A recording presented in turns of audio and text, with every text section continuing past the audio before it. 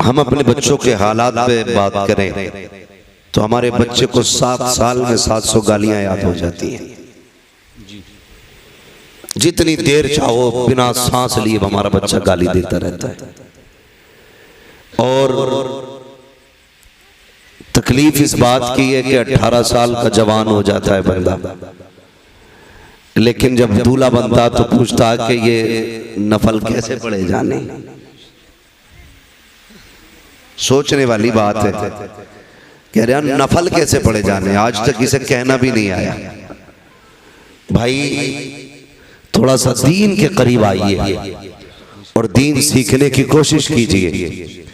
अपने बच्चों को दुरूद पाक का आदी बनाइए, अपने बच्चों को हुजूर पर दुरूद पढ़ना सिखाइए और उन्हें बताइए कायनात में हम अपनी जान से ज्यादा अगर किसी से प्यार करते हैं तो उस जात को हसनैन का नाना कहा जाता है, जहरा का बाबा कहा जाता है। हाँ देखिए, आप कब्रिस्तान के करीब बैठे जरूर हैं, लेकिन आप मुर्दा नहीं हैं। मैं आपको बता दूं आप जिंदा हैं जी। अगर भूल गए हो यहाँ के तो बता दूं जिंदा हैं। और जिंदा जब बोलते हैं तो जिंदों को सुनाई देता है। बात अच्छी लगे तो आपको क्या कहना है? सुभान अल्लाह। मैं बार बार तो आपसे हाथ उठवाऊंगा नहीं, ठीक है? आप ये सबक याद कर लीजिए। आपको बात अच्छी लगे तब आपको बोलना है। और क्या कहना है? सुभान अल्लाह। अभी सारे नहीं बोले, जरा बोल के बताए सुभान अल्लाह। सुभान अल्लाह। मैंने कहा अपने बच्चों को दुरूद का आदी बनाओ। स्कूल पढ़ाते हैं कि नहीं? बच्चों को पढ़ाते हैं। बच्चों को क्यों ऐसे शर्म से सर हिला रहे हैं? तालीम अच्छी बात है जी, पढ़ाना चाहिए। और जो लोग पीछे हैं उनसे मैं गुजारिश करूंगा आगे बढ़िए, अपने बच्चों को अच्छी तालीम दीजिए। तालीम हमारा सबसे बड़ा हथियार है जी, बेशक। जो कौम तालीम में पीछे हो जाती है फिर वो तरक्की में भी पीछे हो जाया करती है जी। और एक बात करूं, बहुत बढ़ के एक बात कहूंगा, बुरा ना मानना, आज डॉक्टरों की कमी नहीं है।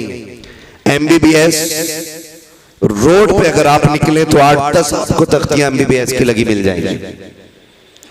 8-10 तख्तियां। MBBS भी बहुत बने और BUMS भी बहुत बन गए, मगर अफसोस कि कोई इंसान न बन सका। जिस हॉस्पिटल में आप जाइए उल्टी छुरी से गले काटे जा रहे हैं। दुनिया इतनी जालिम हो चुकी है, पैसा ही असल हो चुका है। पैसा कमाने के लिए लाशों के ऑक्सीजन लगाने के बाद 3 दिन तक उन्हें रख करके पैसा वसूल किया जाता है और 3 दिन के बाद कहा जाता है ये मर चुका है। अपनी लाश ले जाइए। जब फैमिली वाले लेने के लिए आते हैं तो उसी हॉस्पिटल का एक मेंबर आके कहता है लाश बाद में मिलेगी, पहले आपको इसकी टोटल फीस जमा करनी पड़ेगी। इलाज नहीं हो रहे, अब लाशों के सौदे हो रहे।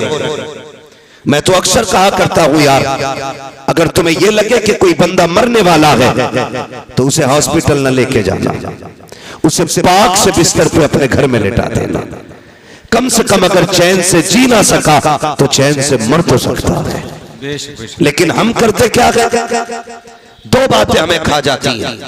एक तो ये कि अगर हॉस्पिटल ना लेके गए तो दुनिया क्या कहेगी, दूसरा ये कि ये घर में खांसे का बच्चों को तकलीफ होगी।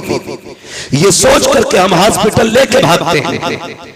और हॉस्पिटल की कंडीशन आप देखिए, जिस बिस्तर पे बंदा लेटा है वो बिस्तर भी ना पाक, जो चादर इसके नीचे बिछी है वो चादर भी ना पाक, जो कपड़ा कॉटन का इसको पहनाया गया है वो कपड़ा भी ना पाक।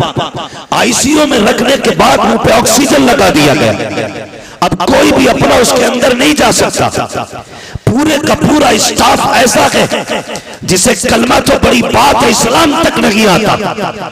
मुझे बताओ अगर रूह निकलने लगे कितनी बेबसी की मौत होगी जहां रहमत के फरिश्ते तक ना आए। मरते वक्त कौन क्या चाहता है?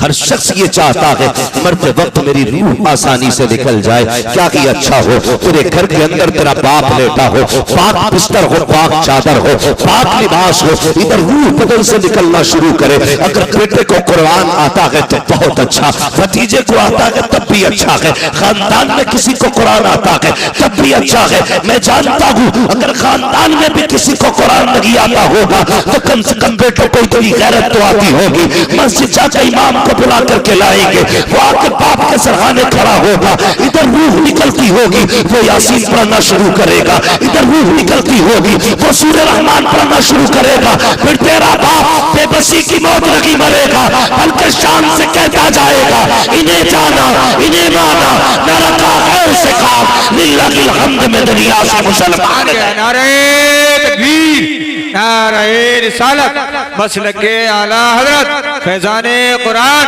मुफ्ती अहमद रजा साहिब क़िबला। मैं कहता हूं पढ़ो और आगे बढ़ो। कम से कम मैं एक बात बता दूं, खुदा की कसम खा के कहता हूं, इससे बड़ी कसम कोई नहीं। अल्लाह ने मुसलमान के सीने में रहम रखा है, मुसलमान के दिल में रहम रखा है। वो कितना भी बड़ा दुनियादार हो जाए किसी न किसी गोशे में रहम रहता है जी। अगर आपका बेटा MBBS होगा, कुछ नहीं BUMS ही हो जाए, कोई गरीब रोता हुआ आएगा तो कभी मुस्तफा के नाम पे उसे फ्री दवा मिल जाएगी, कभी हुजूर के नाम पे उसका फ्री इलाज हो जाएगा। कम से कम कुछ भी ना सही और बढ़ के बात करने लगा हूं। ये मैं किसी पे तंज नहीं कर रहा हूं, ये कड़वी सच्चाई है। तुम जानते हो हमारी बेटियों को जब ऑपरेशन थिएटर के अंदर ले जाया जाता है, उनके साथ का सलूक किया जाता है, कोई नहीं जानता है। उनके जब कपड़े उतार दिए जाते हैं, कौन सी बदतमीजी नहीं करते जालिम। मैं चाहता हूं जब तेरी बेटी का ऑपरेशन हो वहां पे कलमा पढ़ने वाला खड़ा होना चाहिए, दीन की बेटी खड़ी होनी चाहिए, ताकि उसके सतर को अगर कोई कुत्ता खोलना चाहे हाथ बढ़ा के कह दे ना ये सिर्फ तेरी बेटी नहीं, ये मदीने वाले की भी बेटी है, मुस्तफा की बेटी है। इसकी इज्जत को हाथ ना लगाना, इसकी इज्जत हमारी इज्जत है। खुदा की कसम खा के कहता हूँ अगर तेरी बेटी MBBS बन जाएगी, सर्जन बन जाएगी, मैं नहीं जानता दुनिया क्या कहेगी, लेकिन इतना जानता हूँ बेशुमार बेटियों की इज्जतें महफूज होती नजर आएगी। क्या बात है, सुभान अल्लाह, सुभान अल्लाह। बहुत बढ़िए और आगे बढ़िए। बहुत अलग नजरिया रखता हूं मैं, पढ़ो, मैं मुखालिफ नहीं तालीम का। पढ़िए। हमारे पास क्या नहीं है कमेटी वालों, अल्लाह आपको सलामत रखे। सिर्फ जलसा ना करना, सिर्फ उर्स ना करना, अल्लाह तौफीक दे तो पूरा साल हुजूर की उम्मत की खिदमत भी करनी है। जी जी बेशक करेंगे इंशाअल्लाह, इंशाअल्लाह। सारे वादा करो इंशाअल्लाह। इंशाअल्लाह हाँ ये वादा करो उम्मत की भी खिदमत करनी है। और अरबाबे मिंबर की बस दुआएं चाहिए।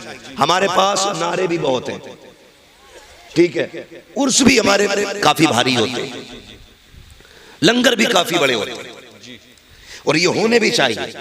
ये सुन्नियों की पहचान है। मैं खत्म करने की बात नहीं करता, ये सुन्नियों की पहचान है।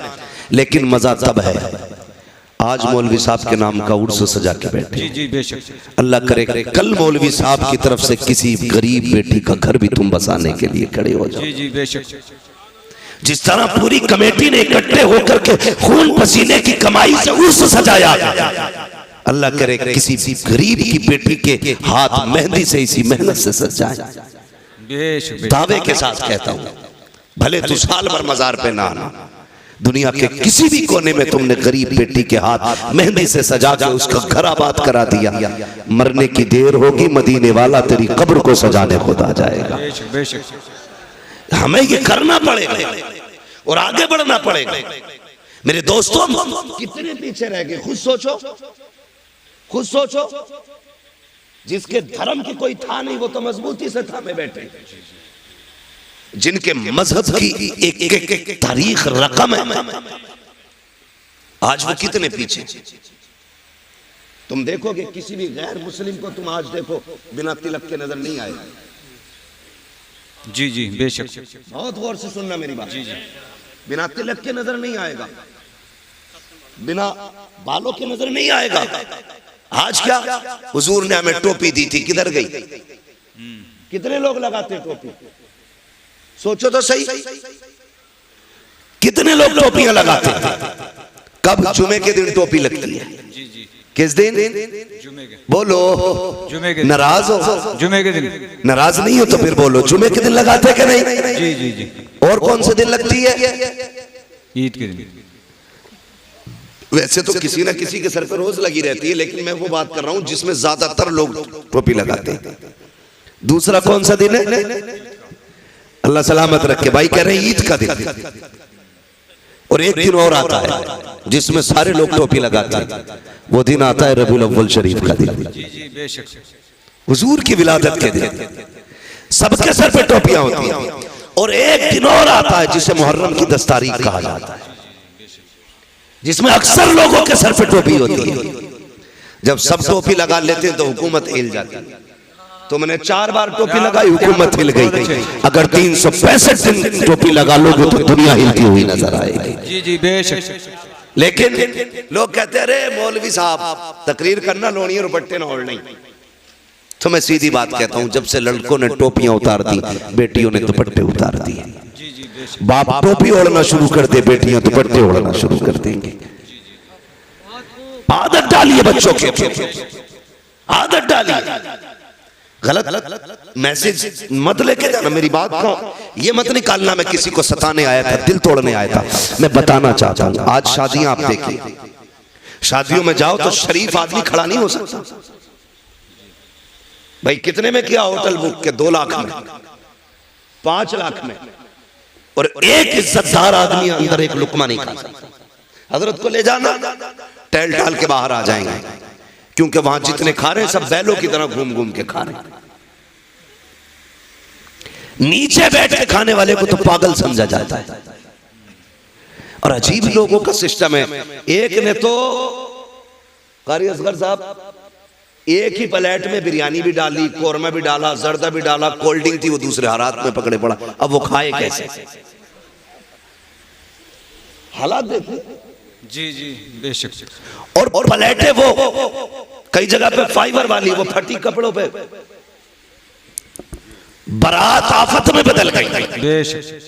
हमने 4-4 लाख के मैरिज हॉल तो किए, हमने 10 रुपए का दस्तरखान नहीं बिछाया। हमने 10-10 लाख लगा करके दुनिया की शोहरतें हासिल की। क्या की अच्छा होता? जमीन पे बैठ के मुस्तफा की सुन्नत को जिंदा किया होता। क्या की अच्छा होता? लो एक बात और बता दो, जो खड़े होके खाते हैं उनकी बरकतों का मामला ये है, उसमें डबल खर्चा आता है। जो बैठ के खाते हैं उसमें आधा खर्चा आता है। लोग कहते हैं ये फेंकने में जाया हुआ है। मैं कहता हूं नहीं, तुमने सुन्नत मुस्तफा छोड़ी इसलिए बरकतें उठा दी गई। तू बैठ के खा, खुदा की कसम जितने खाने में एक बारात का भला होगा उतने खाने में अल्लाह 2 बेटियों के घरों को आबाद करेगा। नारे तकबीर, नारे रिसालत, मसलक के आला हजरत मुफ्ती हम्मद रजा साहिब क़िबला।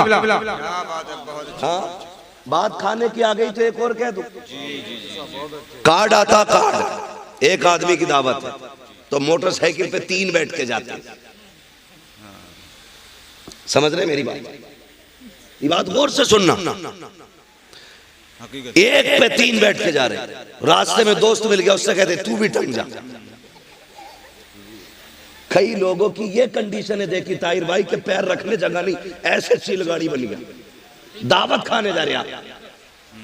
क्योंकि पैर रखने की इतनी जगह ही कब है? वो तो बनी 2 लोगों के लिए थी, 4 बैठ गए, फ्री की खाने गए।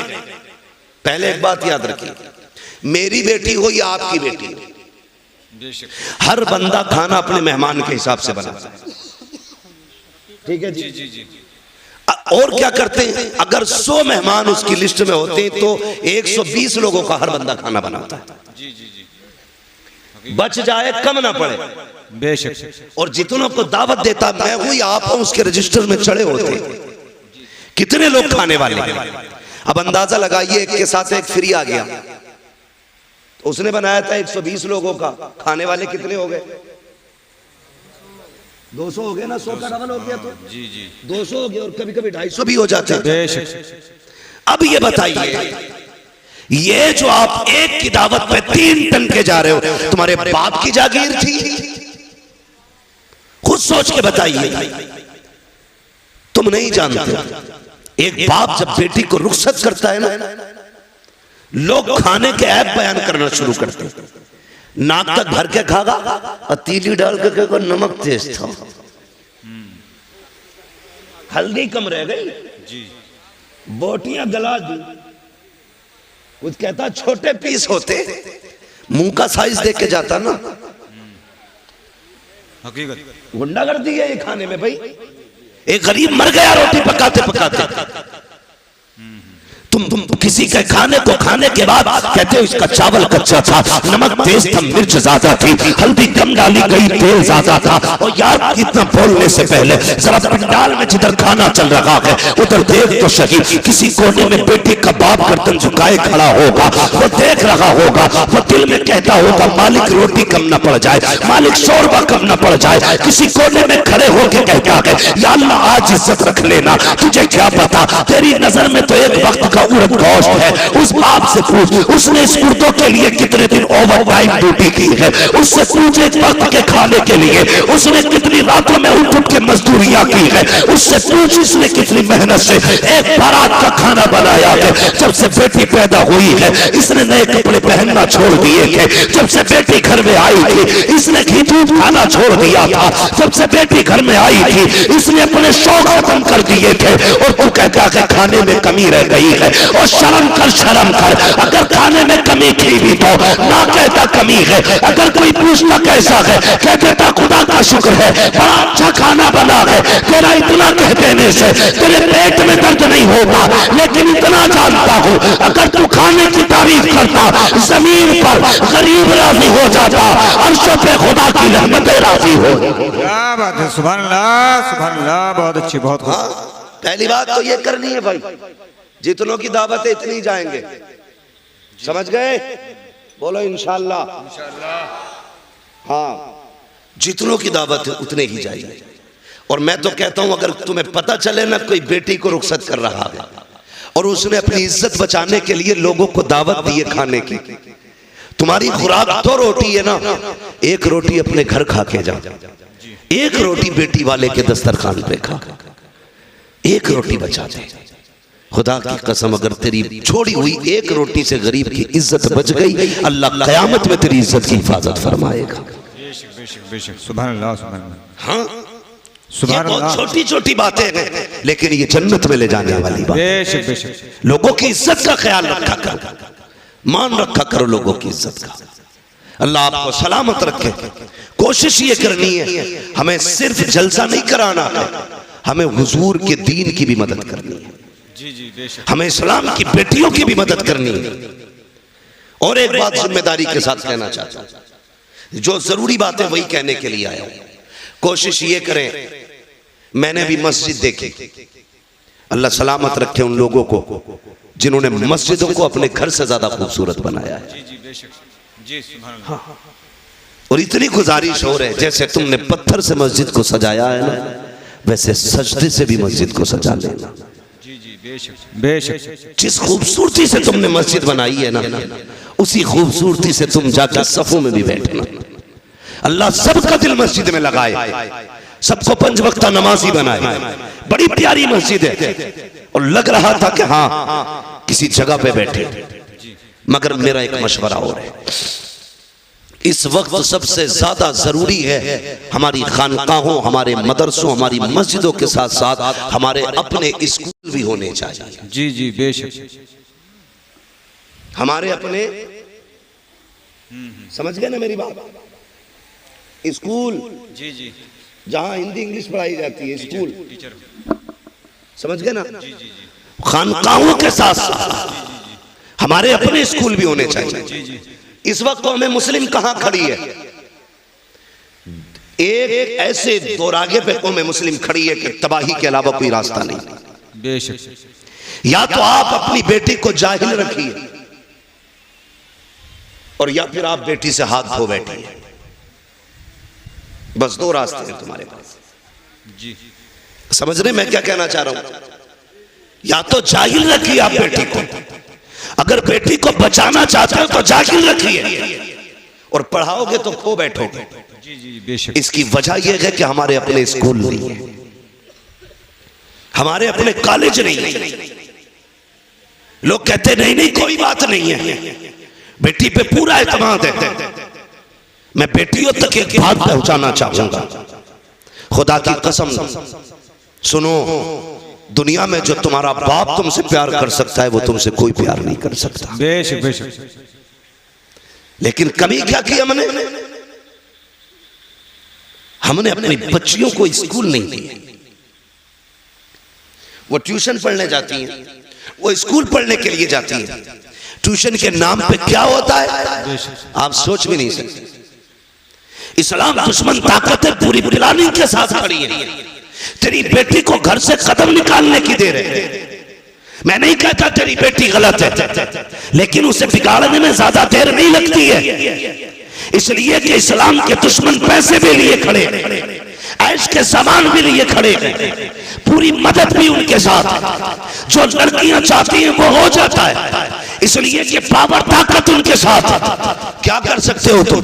कुछ नहीं कर सकते। तुम्हें बताऊं दिल रोया जब मैंने एक वीडियो के अंदर देखा, हमारी बेटियां ट्यूशन पढ़ने गई तो वहां के पढ़ाने वाले उनके साथ बदतमीजियां कर रहे हैं। उनको दो लड़कों के बीच में बैठाया जाता है, दो लड़कों के बीच में एक लड़की बैठी होती है। हम ये सोचते हैं बेटी पढ़ने गई है, अरे मती मारी गई है हमारी, हम किस जगह पे चलने लगे हैं? आंखें बंद करके बैठे हो। कल जब बेटी चली जाती है, सोनू मोनू के साथ सोती है, फिर सर पीट के रह जाते हो। कैसे पलट के आएगी? कहीं हुई इज्जत कभी आया नहीं करती, जाने वाली आबरू कभी लौट के नहीं आती है। जैसे जबान से निकला तीर कभी वापस नहीं आता, जबान से निकली बात कभी वापस नहीं आती है, घर से निकली इज्जत कभी वापस नहीं आया करती है। जब बेटियां बेआबरू हो जाती है, कितना तड़प लो कुछ नहीं होगा। अगर इज्जतें चाहते हो, अपने स्कूल बनाओ, अपने कॉलेजेस बनाओ, उनको तालीम दो और दुनिया को बता दो हम करबला वाले हुसैन के मानने वाले हैं। खानकाहे भी हम बनाएंगे, स्कूल भी हम बनाएंगे।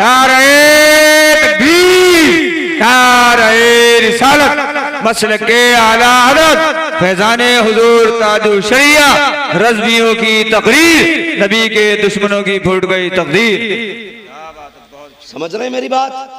ये भी कोशिश करो खान साहब, तुम्हारे अपने स्कूल होने चाहिए और फख्र से कहो हमारा अपना स्कूल है।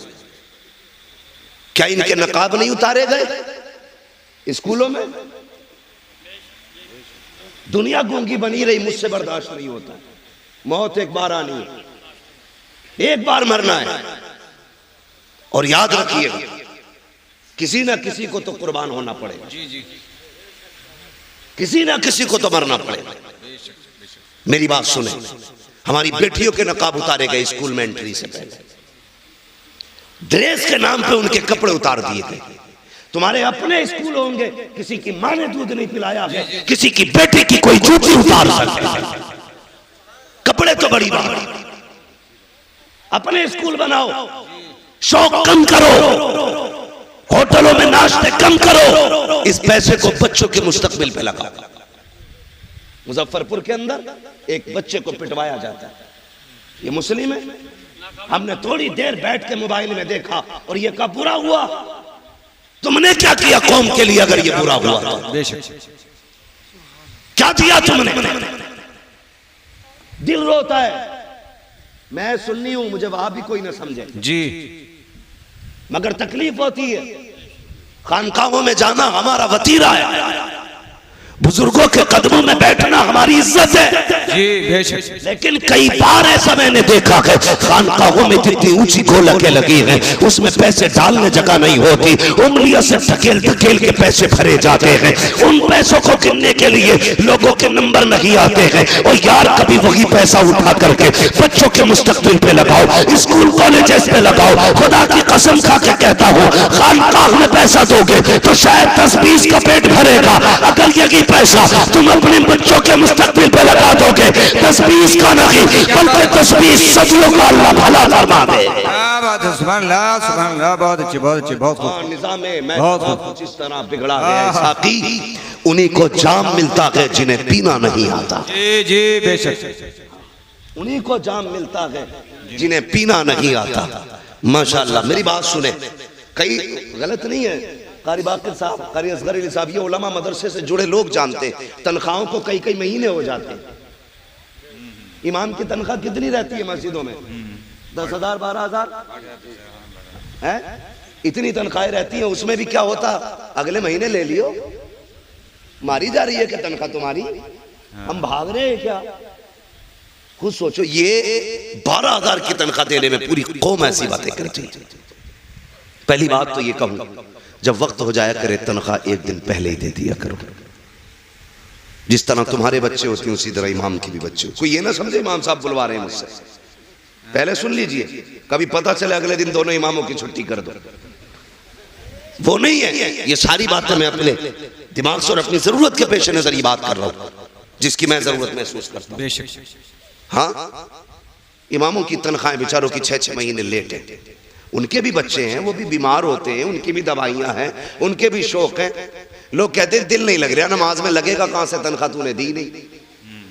उसके घर आ गई है भतीजे की शादी, बीवी ने कहा इमाम साहब की सूट तो जरूर बनेगा, तो वो फजर में भी खड़ा है ना, दुनिया सो रही है, वो हिसाब लगा रही है आप कहां से लाऊंगा, तो तेरा दिल लगेगा नमाज में?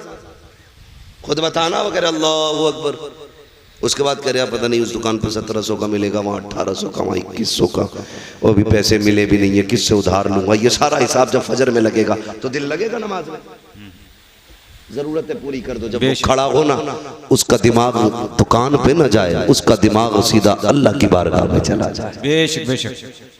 हाँ, मैंने बड़े बड़े पैसे वालों को ऐसे जेब में हाथ डाल के कहते देखा, अरे यार इमाम साहब थोड़ी देर पहले कहते थे, अभी तो कलवा ले गया, इसका कलवा भी जरूरत पे आता। जी जी। हाँ, ये बड़ा यार एक मिजाज बना लिया लोगों ने। किसी ने किसी अरे थोड़ी लेट हो गए भाई, तुम अभी 5 मिनट पहले कह दे।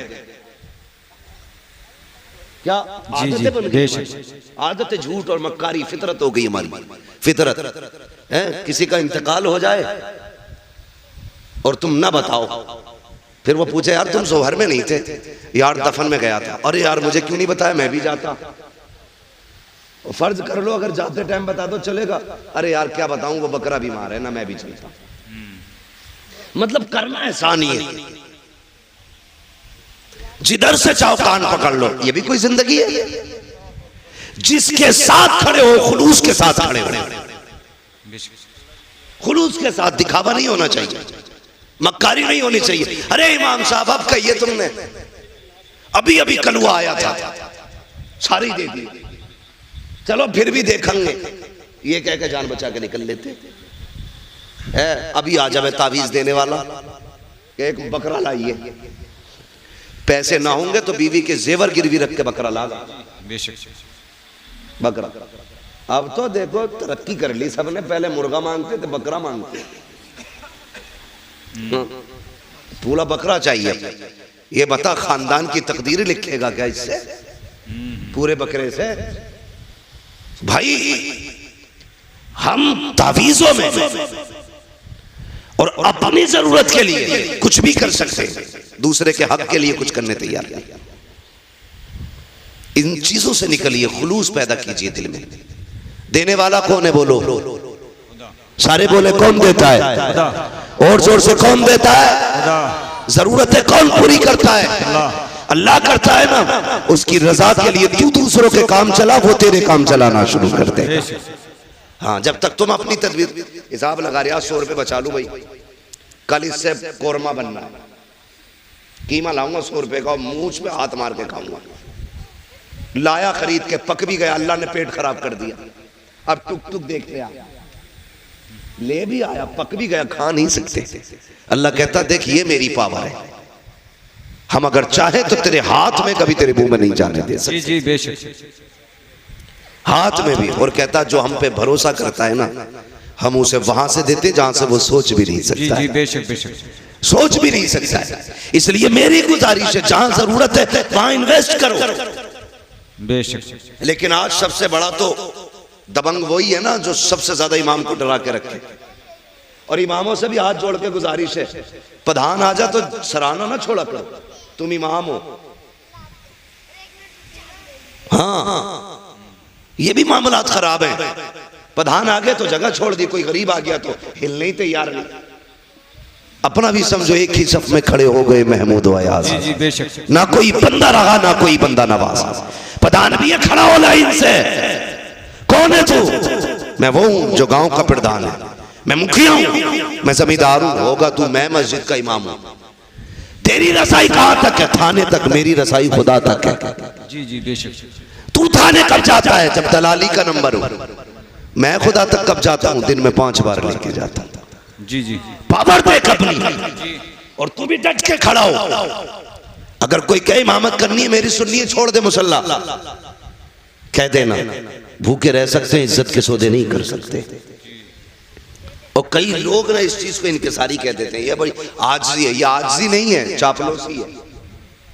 तेरे पास वो चीज है जिसके बदले में दुनिया की कोई दौलत नहीं लग सकती। जी बेशक। रब ने तेरे सीने में कुरान दिया है, इसकी बदल में कोई शय नहीं हो सकती है।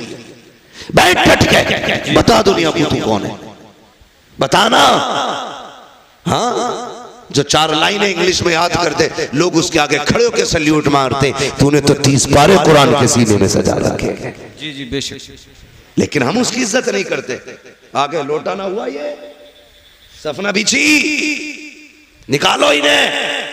5 मिनट लेट थे फजर में, इमाम 5 मिनट लेट हो जा तो इमामत से हटा दिया जाता है। तेरा बेटा 5 महीने से मस्जिद में नहीं आया, तुझे निकाला किसी ने मस्जिद से? नमाज तो सब पे ही फर्ज है ना, ये इमाम पे ही फर्ज है भाई? बोलो, सब पे फर्ज है। ये नौजवान लोग डर रहे हैं कि मैं कुछ और नहीं कहूंगा। सब पे फर्ज है। सब पे फर्ज है ना नमाज? सब पे ही फर्ज है ना। तो ये जो सुबह सुबह जाके इमाम की खाट उल्टी करते हैं, इनकी जिम्मेदारी है घर से निकले तो बेटों की खाट उल्टी पहले करें, उनका हाथ पकड़ के मस्जिद में लाओ। अपने लल्ला को चादर उड़ाते हो, इमाम की चादर खींचते हो, फिर कहते हो निकालो ही नहीं। मैं एक मशवरा देके जाऊंगा, आपकी वो तो मर्जी है, कोई भी कैसे करे। मैं नहीं जानता आपके यहाँ का हिसाब कैसा है। मस्जिद अच्छी है तो यकीन है कि लोग भी अच्छे होंगे। जी बेशक। हाँ, मैं सोचता हूँ मस्जिद देखी तो मुझे लगा लोग भी अच्छे होंगे। लेकिन एक फ्री में मशवरा दे रहा हूँ, इमाम को निकालने की जिम्मेदारी अपने सर मत ले लेना, वरना हो सकता पूरी जिंदगी आपको भटकना पड़े। कभी किसी आलिम की बद्दुआ मत लेना, वरना खैरियत नहीं है। कोशिश ये करना, माना कि हाफिज तेरा भतीजा है, चचा है, भाई है, बेटा है, उसे अपना बेटा ना समझ, मुस्तफा का वारिस समझ के उसकी इज्जत किया करो। अल्लाह तुम्हें उसका सवाब अता फरमाए। तो मैं ये कह रहा था, जहां जिस चीज की जरूरत है वहां वो लगाओ। आज हमारे मदरसों की तनख्वाहें मुदर्रिसों की नहीं गई, वहां कोई पैसा देने नहीं जाता, और गोला के नाक तक भरी पड़ी है। नोटबंदी हुई ना तो बोरियों में से गले हुए नोट निकल रहे थे, गले हुए करेंसी गला दी कई करोड़ों रुपए की। अगर वही पैसा मदरसे वालों पे होता तो कितने कुरान वाले पैदा होते, कितने हदीस वाले होते, कितने तजवीद वाले होते, कितने तफसीर वाले होते। खुदा की कसम हर घर में कुरान का दरख्त लगा हुआ था। इसलिए जहां जरूरत है वहीं पे पैसा लगाइए, अपने बच्चों को आगे बढ़ाइए। कमेटी वालों, जलसे के साथ साथ हमें बस्ती भी देखनी है, हमें हुजूर की उम्मत के गरीब भी देखने हैं, हमें बेटियां भी देखनी है, अपनी सोसाइटी को भी आगे बढ़ाना है। अगर जरूरत पड़ी तो स्कूल भी देंगे, जरूरत पड़ी तो कौम के लिए अस्पताल भी बनवाएंगे। कोशिश ये करेंगे जो गरीब लोग हैं हुजूर की उम्मत के, उन्हें मुस्तफा के नाम पे फ्री दवाएं मिलनी चाहिए। करेंगे नहीं, लेकिन करते नहीं लोग, सारा पैसा एडवांस रखते हैं। अल्लाह कहता रख, कितना रखेगा? एक फोड़ा निकालूंगा भेजे में, एक ऑपरेशन 10 लाख का बैठाऊंगा, दूसरा कमर में निकालूंगा 20 लाख का ऑपरेशन, वो 4 फोड़ों में तुझे रोड पे ले आऊंगा।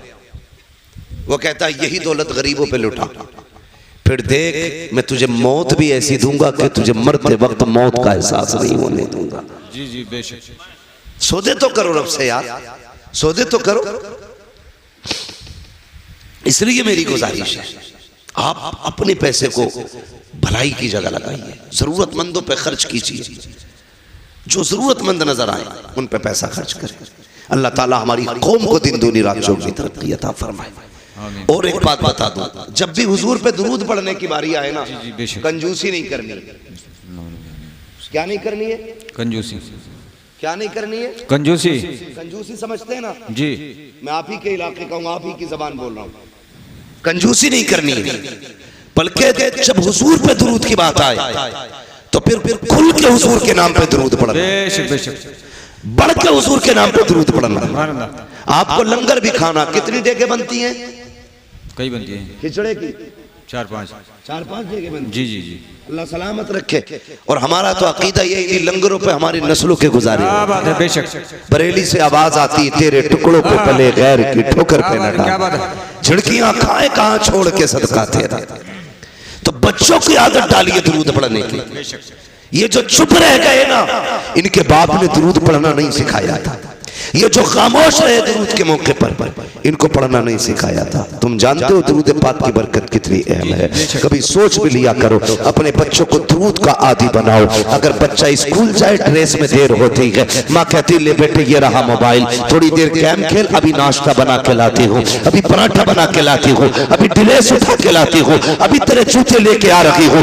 बच्चों के हाथ में मोबाइल दे के जाते हो। अपने बच्चों से कहो बेटे नाश्ते में 10 मिनट लगेंगे, 10 मिनट तक मुस्तफा पे दुरूद पढ़ना शुरू कर दो। तुम्हारे बच्चे 10 मिनट दुरूद पढ़ेंगे। दावे के साथ कहता हूँ, और यार सुनो तो सही, रोज जब तुम्हारे बच्चे हुजूर पे 10 बार दुरूद पढ़ेंगे, किसी दिन तो हुजूर पूछेंगे ये किसका बेटा है जो रोज दुरूद पढ़ता है, ये किसका लाल है जो रोज मुझे सलाम भेजता है, ये किसका बेटा है जिसने मुझ पे दुरूद भेजा है। कोई कहेगा आरिफ का बेटा है, कोई कहेगा अकिल का बेटा है, कोई कहेगा अब्दुल रऊफ का बेटा है, फरिश्ते कहेंगे अब्दुल रहमान का बेटा है। खुदा की कसम उनकी बारगाह में अगर तेरा नाम आ जाएगा, समझ लेना बेड़ा पार हो जाएगा।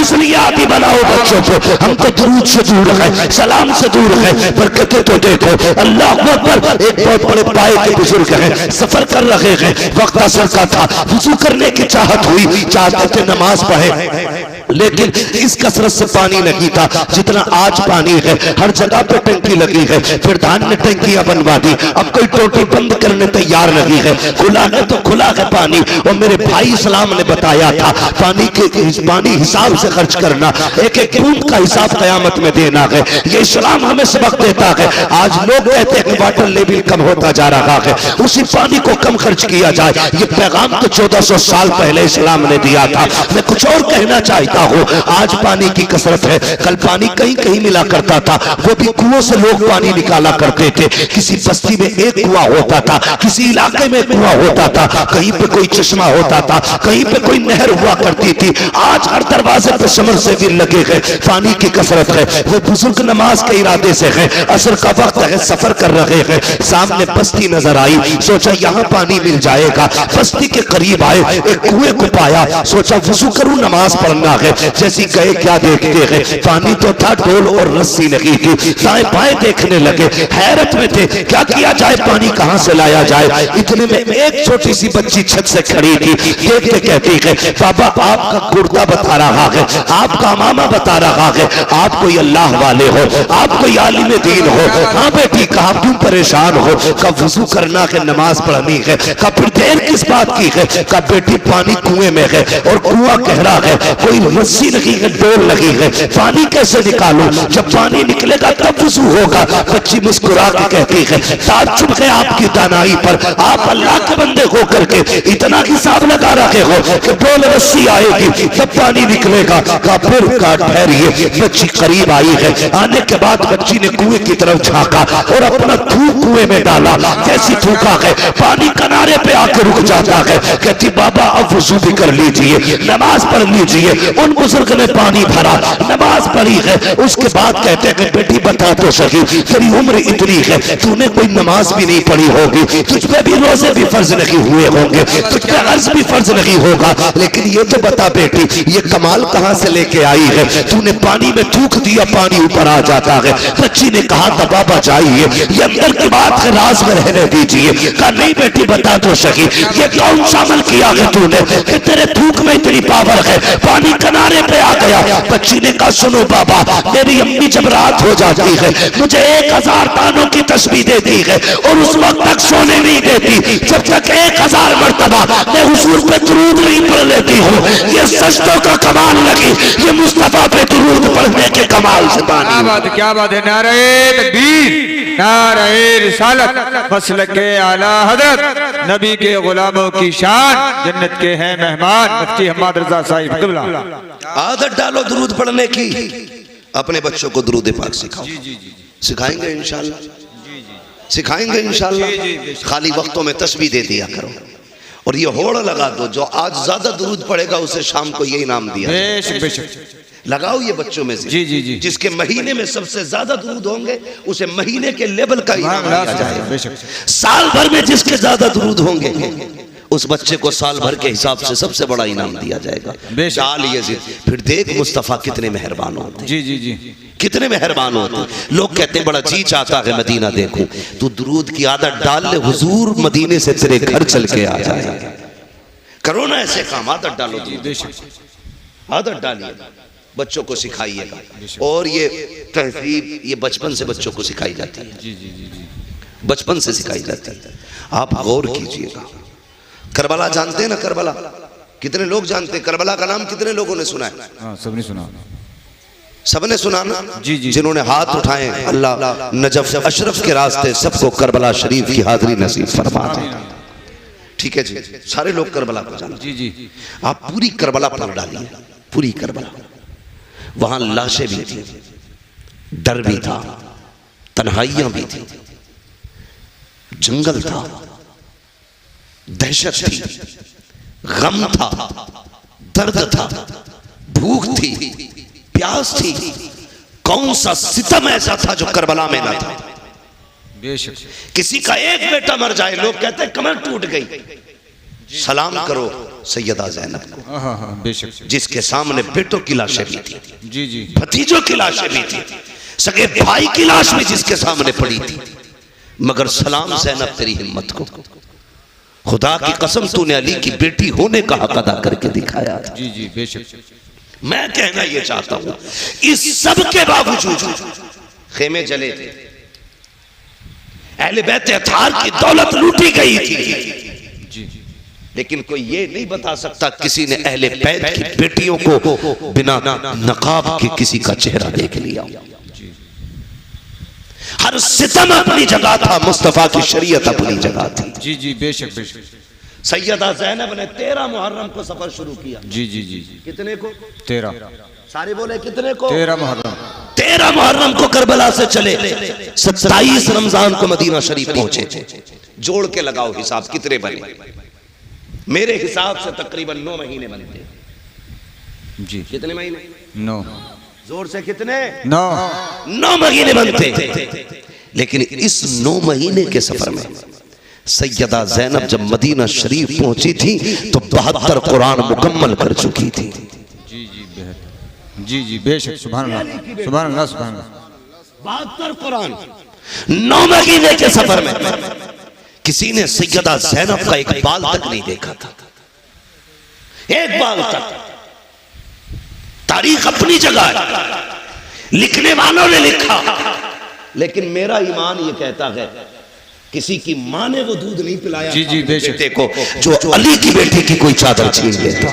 जी जी हाँ बेशक, नहीं छीन सकता था, इसलिए कि उनकी इज्जत की हिफाजत का वादा तो रब ने पहले कर दिया। बेशक बेशक। और चादर समझ छीनने का मतलब समझते? जी जी जी। बेटी के सर से चादर खींचना उसकी इज्जत खींचने के बराबर। अली की बेटी के सर से चादर, वो भी अली की बेटी जो यजीद के दरबार में खुतबा देने पे आए तो पित्ते पानी होने लग जाए। जी जी बेशक। और लोग पूछने पे मजबूर हो जाएं क्या अली आ गए? लोग कहें अली नहीं, अली की बेटी आ गई। ये सैयदा ज़ैनब मैं कहना यह चाहता हूं, इन्होंने वो शरीयत का कानून पे अमल करके दिखाया कि दुनिया हैरत में है। आज कोई मिसाल नहीं मिलती है। ये उन्हीं की दर की खैरात है जो बेटियों के सरों पे दुपट्टे सलामत हैं। ये सैयदा ज़ैनब का सदका है जो आज बेटियां पर्दों में नजर आ रही हैं। ये अली की बेटी का करम है जो तेरी मेरी बेटी की सर पे चादर रखी हुई है। ये अली की बेटी का एहसान है जो तेरी मेरी बेटी की इज्जत महफूज है। अगर अली की बेटी ने करबला में चादर न संभाली होगी, आज किसी बेटी के सर पे चादर नहीं होती। और जब भी दुपट्टा देखा करो, अली की बेटी को याद कर लिया करो। मैं तो ये कहता हूँ, बच्चा के कूफे से आबिद को लेके आई है, कमर पे 12 इमाम उठा के लाई है। अली की बेटी को झुककर सलाम कर सलाम तेरी अमानत के घर तक बचा के लाई है। नारे तकबीर, नारे रिसालत, मसलके आला हजरत सरकार के घराने की शान, जन्नत के हैं मेहमान मुफ्ती हम्माद रजा साहिब किबला। आखिरी बात, आखिरी बात, 10 मुहर्रम शरीफ आती है बेशक। 10 मुहर्रम शरीफ के दिन कुछ लाइल्म लोग, ना समझ लोग, उनकी अपनी बेटियां उसको त्योहार के तौर पर यूं मनाती हैं कि सरों पे दुपट्टे नहीं होते। बुरा ना मानो, ये हमारे ही घर की बात है। अगर मैं नहीं कहूंगा तो आपसे कौन कहेगा? बेशक। मैं सिर्फ आपकी वाहवाह के लिए मैं मुंह बंद करके यहां से चला जाऊंगा। आप तो फिर वहीं रह जाएंगे ना जहां थे। मैं बताना चाहता हूं, 10 मुहर्रम को अली की बेटियों ने पर्दा करके दिखाया है। बेशक। हमारी बेटियों ने दुपट्टे उतार दिए। बताइए, अगर मुहर्रम के नाम पे हमारी बेटियां दुपट्टे उतार के मेले में आ गई तो कयामत में सैयदा ज़ैनब को कौन सा मुंह दिखाएंगे हम? बेशक। खुद फैसले करें। और तुम्हें बताऊं हया क्या थी अली के घर की? जी। मैंने कहा आखिरी बात है, यजीद के दरबार में अली की बेटियां पहुंची। सुबह से शाम तक खड़ी रह गई हजरत ज़ैनब और हजरत सकीना यजीद के दरबार में, सुबह से शाम तक। जब उस यजीद कुत्ते का, जब उस कुत्ते का शाम को नशा उतरा, वो दरबार में आके बैठा और उसे पता चला अली की बेटियां आई हुई हैं। वो हुकूमत के नशे में था, औकात भूल बैठे। कहता इनके चेहरे दिखाए जाएं। हजरत फिजा आगे बढ़ी, कहने लगी कुत्ते हद में रह, अली की बेटियां हैं, कयामत आ सकती है, किसी गैर महरम के आगे ये चेहरे नहीं खोल सकती है। बेशक बेशक। ये हजरत फिजा ने कहा कि कयामत आ सकती है, लेकिन अली की बेटियों की सर की चादर नहीं हटाई जा सकती। पूछ, तुझे क्या पूछना? कहा मुझे इनके नाम पूछने। अल्लाह अकबर। कहा सबके नाम मैं बताऊंगा। वो बिगड़ा, कहा तू कौन होती बताने वाली? मैं पूछूंगा। कहा हद में रह, हम जान दे सकते हैं लेकिन अपने आकाओं की इज्जत पे आंच नहीं आने दे सकते। उसने फिर इशारा किया उस 7 साल की सकीना की तरफ जिसका बचपन आता। कहा ये बच्ची कौन है? कहा ये हुसैन की सकीना है। ये वो है जो हुसैन के सीने पर सर रख के सोती थी। उसने कहा मुझे पूछना, ये नाम बताए। 3 मरतबा उसने कहा, जवाब नहीं मिला ना। तो कहा ये बोलती क्यों नहीं? इमाम ज़ैनुल आबिदीन ने कहा कुत्ते, इसके गले में जो फंदा पड़ा है ना, ये इतना टाइट है कि इसकी आवाज नहीं निकल रही है। ढीला कर फंदा। उसके कहने से यजीदी फौजी आगे बढ़ा। उसने गले का फंदा खोलने के लिए हाथ बढ़ाया। हजरत सकीना दौड़ के सैयदा ज़ैनब के कदमों से लिपट गई। वो उधर गया तो वहां से हट के इमाम ज़ैनुल आबिदीन के कदमों में। यजीद ने कहा था इस बच्ची को क्या हो गया है, ये गले की रस्सी क्यों खोलने नहीं देती? जब हजरत ज़ैनुल आबिदीन का तेवर बदला, लहजे में अली की जुर्रत आई है, वो जोश का पूरा दरबार कांप गया। चीख के कहा था कुत्ते, ये सकीना 7 साल की जरूर है लेकिन अली की बेटी है, ये मर तो सकती है लेकिन गैर महरम का हाथ इसके गले को लग जाएगी, दोबारा नहीं कर सकती। क्या बात है, सुभान अल्लाह। बेशक बेशक। अली की बेटी ऐसा पर्दा करे और तेरी बेटी 10 मुहर्रम को तमाशा करे, ये हुसैनियत है, ये यजीदियत है। अगर ऐसा तुम्हारी बेटियों ने किया तो क़यामत के दिन कोई बचाने वाला नसीब नहीं होगा। अपनी बेटियों से कहना जैसी मुहर्रम का चांद नजर आ जाए हर दरवाजे पे सबील का इंतजाम होना चाहिए, हर घर से लंगर बटना चाहिए, बेशक हर घर से कुरान की आवाज आनी चाहिए। जी जी बेशक। हर नमाज के बाद तिलावत करो, इतना कुरान पढ़ो कि जमाने को पता चल जाए कि जिस हुसैन ने नेज़े पे पढ़ के कुरान सुनाया था उनके चाहने वाले आज जमीन को कुरान की खुशबू से मुअत्तर कर चुके हैं। बेशक बेशक करेंगे इंशाअल्लाह, इंशाअल्लाह पढ़ेंगे कुरान। जी। मेले में बच्चियों को भेजोगे? ना।